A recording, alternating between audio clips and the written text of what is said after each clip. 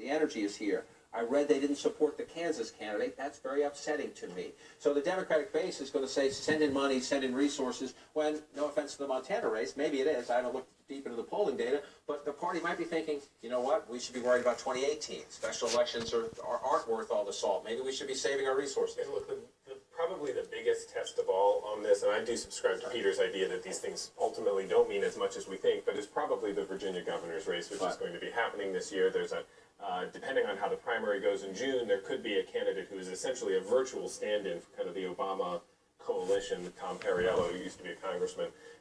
If he wins and then runs against the Republican, that's probably the best test that we have of whether or not that coalition. But the primaries in that race are great too, because you have a Clinton and a Sanders race essentially in the primary, and you have a Trump establishment race on the Republican side.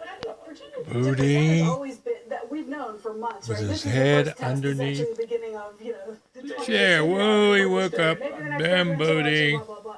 But these are sort of different test cases, and Georgia just reinforces how Democrats really want Georgia to be closer than it is, and it just hasn't been, and it demonstrates to some extent the perils of dreaming too much about Texas before it's time also. Right. Now, we'll see what happens. There's still 2 months now for the runoff in Georgia. We'll see what happens, but the Republicans are happy to get into a runoff.